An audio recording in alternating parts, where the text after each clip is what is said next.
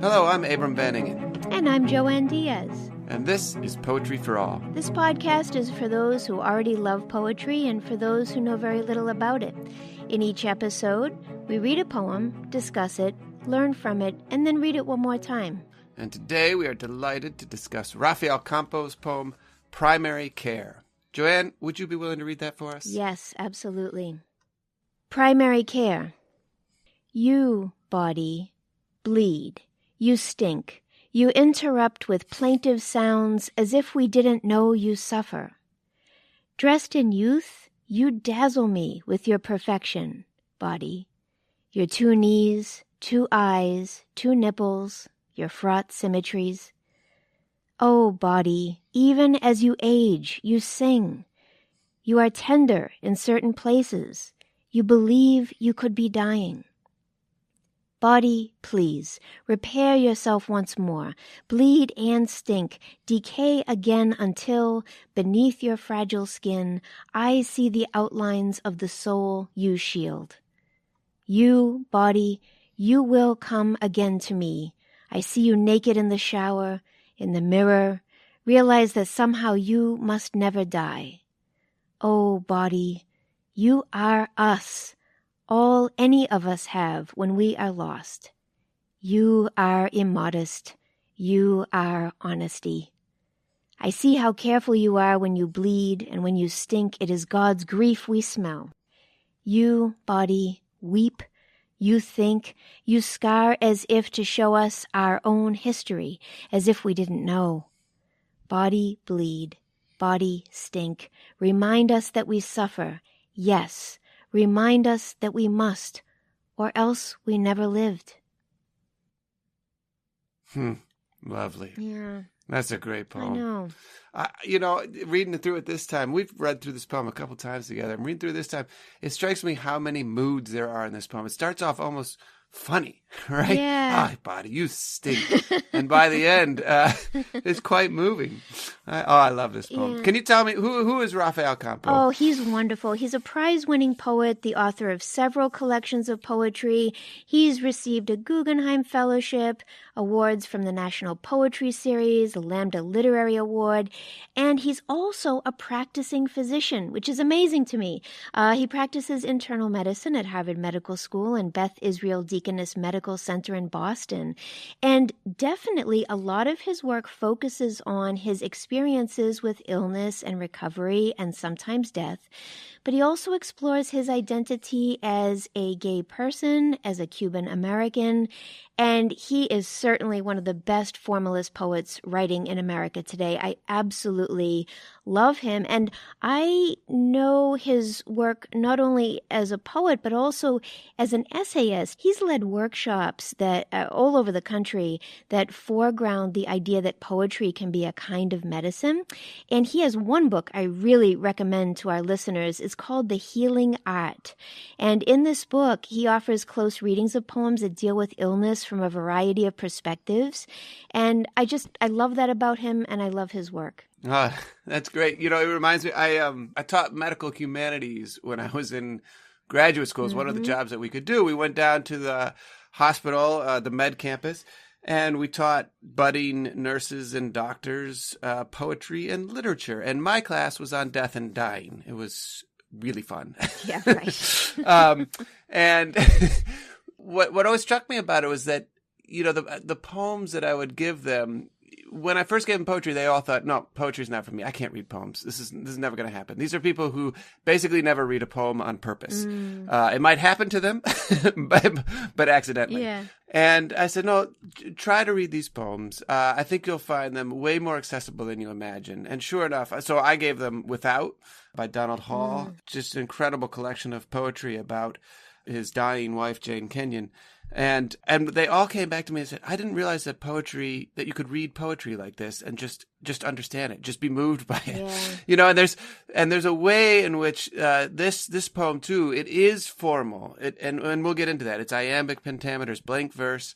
And so it has a form to it, but it is so accessible. It's so readable. It's so just in your face that anybody has access to it I love bringing these kinds of poems to people who think, oh, no, poetry's not for me.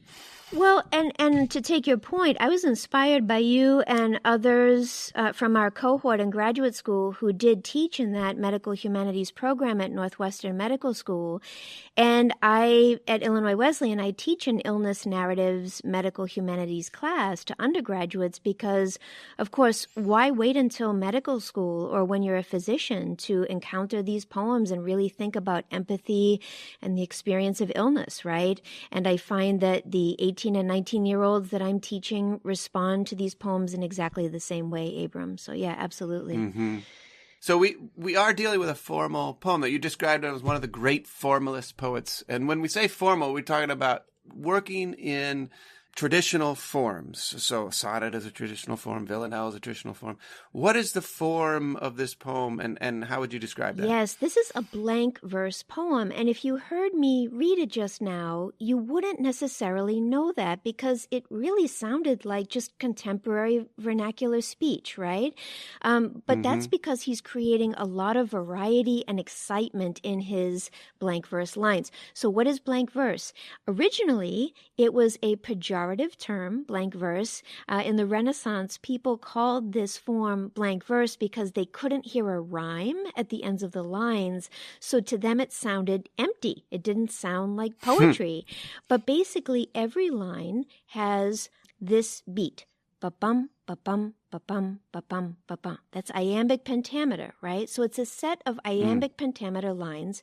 And this is the most resilient poetic meter in the English language. I don't think that that's a highly controversial thing I'm saying, because we slip into iambic pentameter all the time without even realizing that we're doing it. It has a nice walking beat. The cadences of the English language are captured beautifully in it. And it's a great form if you want to tell a story, if you want to meditate on illness, as Rafael Campo is here. You know, it's a nice meter for walking. So we're a walking beat. I'm thinking of William Wordsworth's Tintern Abbey. It's certainly the most famous poetic example. But contemporary poets are using it too because it can be both active and meditative. It can feel like a dramatic monologue or soliloquy. It's a very nice, resilient form. Yeah, and what I love about it, too, is that it's perfectly sort of poised between conversational tone and it can also soar into kind of a high rhetoric, and you can slip into conversation. You can be kind of funny, and then you could start to be moving and pretty powerful and poignant. And so it's an incredible sort of beat and form for moving between those registers. Yes, and very good for creating an argument. So when you and I talked about this poem a while back, we talked about how actually there is something a bit argumentative about it and how there's a bit of a concession at the end. There's a shift in the poet as a result of the articulation of the poem, right? Yeah. Well, and one of the things you see happening to kind of catch that shift is that there is a refrain built into this poem. And so if you look at that first line, you body bleed, you stink, you interrupt with plaintive sounds as if we didn't know you suffer. Okay, that's 2.5 lines. But the first refrain, the words bleed and stink, they come up again and again and again throughout this poem. And by recurring throughout the poem, what Campo can do with that is he can shift the register each time they come up. So the next time they come up, body, please repair yourself once more. Bleed and stink, decay again, right? And then I see how careful you are when you bleed and when you stink. And by the end, it's this imperative, this command, body, bleed, body, stink, remind us that we suffer. And so, the movements of the poem are tracked by this repetition with variation. Well, and speaking of variation, let's go back to that first sentence for a moment, which is so rich. I love reading this as the first sentence of the poem. Look what it establishes and activates. You, body, bleed. You stink. You interrupt with plaintive sounds as if we didn't know you suffer. Now, so that automatically addresses the you is the body, right? So it's addressing an object that can't speak back, but an object that is giving us all of this information. But listen to what I did. I didn't read it as you body, bleed, you stink, you interrupt. No. The way that Campo writes, he's inserting all of these commas which create a deep pause or caesura in the middle of the line. And then at the ends of his lines, he's often using enjambment. And enjambment occurs when there's no punctuation to stop a poetic line, so that it then sounds much more like natural speech. And then I like the tone of that first sentence. You, body, bleed. You stink. You interrupt with plaintive sounds as if we didn't know you suffer. It's almost like, body, you're doing overkill right now. Like all of this bleeding and stinking, we don't need to know that you're in pain, but you keep reminding us, right? Yeah. And if you look at the title of the poem, which of course is always important, Primary Care, well, that reminds us that maybe this is a doctor, because we have primary care doctors, right? Yeah. What primary care doctors are, in many ways, the people who know us most intimately. They track us throughout our life. We're constantly coming back to them. We're constantly basically naked before them. They know us through all the ailments of our body. And so on the one hand, you could see him as a doctor addressing the body that keeps coming back to him and coming back to him and coming back to him. But then by the middle of the poem, there's this sense in which he's talking to his own body. You, body, you will come again to me. I see you naked in the shower, in the mirror. There's this shift. It sort of feels like, oh, this is not just a doctor talking to patients. This is a doctor talking to himself. And yet there's also this, oh, body, you are us. There's this universal to it. So one of the things I love about this poem is that the way that it's using you and me and us, it's hyper individual. Yeah. You can picture this one body going through these changes, this one person sort of pleading with the body, but it's also in a certain sense universal. It's reflecting on the way that we are each embodied and that we can apply this poem each to our own selves. Wow. So that's a nice example of where even just the use of pronouns is so essential whenever we study any poem. But when we get to that sentence, like right in the middle of the poem, oh, body, you are us. All any of us have when we are lost. You are immodest. You are honesty. These are amazing truth claims that a physician poet is making, you know? And I love what you said about how, you know, yes, he's making these observations about all the bodies that he encounters, perhaps as a physician, but also his own body and his own limitations as a mortal human, right? The connective tissue of this poem really interests me a lot. Yeah, and the other thing he's building, and of course, is this wonderful sort of scope of the whole human life. And so if you look at that second sentence, dressed in youth, you dazzle me. And so, of course, he's playing with these sounds, alliteration, dressed and dazzle and so on. But it's this wonderful, let's start there. Let's start in youth. You know, these sort of perfect bodies. The mic might be picking up my toddler behind us who might be falling again from a couch or somewhere and just springing back up perfectly fine. Yes. But if I did that, I would be down in this poem a little bit further, right? Oh, body, repair yourself again. Absolutely. What I love is that third sentence, because as you get into the aging, there is this sort of intimacy, this love of the body even as it ages. So, oh body, even as you age, you sing. Yeah. You are tender in certain places. There's a kind of intimacy of knowledge.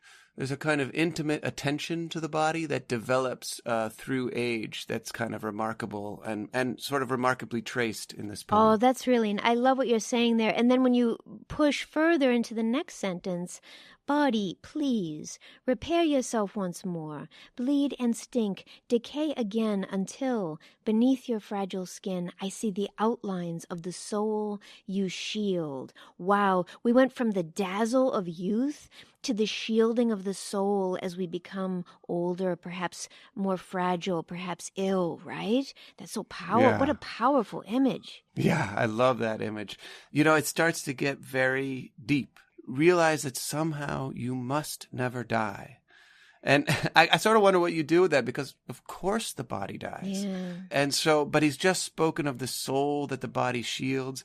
And so he's starting to think about death and what comes next. And he says, to the body, you must never die. It's sort of like that must is so important, right? Like it's not necessarily a statement of faith. It's sort of a statement of hope or something. Yeah. You can't, please don't, you must never die. Right. Okay, that's really useful because I think that sometimes when we read poems, we imagine that the poet is a voice of certainty and authority. But I sense the authority slipping there, right? There's a sense of urgency in that sentence. You, body, you will come again to me. I see you naked in the shower, in the mirror. Realize that somehow you must never die. It's almost like the poetic speaker is looking in the mirror and wants to push against death and really wishes that it didn't have to be so. And I see this sort of upsetness of it as well in this wonderful sentence, this 2-line sentence. I see how careful you are when you bleed, and when you stink, it is God's grief we smell. Wow. Now, swimming in the waters that I swim in, I cannot help but think of the Lazarus story when I see this, because so the story of Lazarus in John 11 is Lazarus is a good friend of Jesus's. He dies, and then you get the shortest verse in the Bible. Jesus wept. And so, of course, Jesus is thought of as God. So it's God's grief, right? And the reason I attach it to that story in particular is because when he comes there, and when he weeps, he says, roll back the tomb, open the tomb. And everybody says to him, we can't do that. He's going to stink. He's been in that tomb for 4 days. His body is going to stink. And Jesus says, no, open the tomb. And of course, in that story, Lazarus walks out. His body is alive. But there's this sense of the link between this stinking body and Jesus weeping there at his friend's death. And so, for me, I just can't help but see that as a reference in those lines. That's amazing, and I would never have seen that if I were reading this poem by myself, which is why I'm really glad we have these conversations. But yes, that adds such a whole other layer to this. And, because the poem lives beyond the poet, once he's released it out into the world, there is that quality of the poem continuing to sing its concerns to us across time, which I love that. And I love what you're saying about Jesus. Wow, that's great. Yeah, let me just follow up on that point, because I think that's super important. What I am not saying is that Campo deliberately sat down and made a reference to Lazarus in this poem. Yeah. Maybe he did. I don't know. But what I am saying is that for me as a reader, the world that I live in comes with me when I read a poem. This is why poetry can be so rich in so many different directions, and we don't always have to ask, well, did the poet intend that?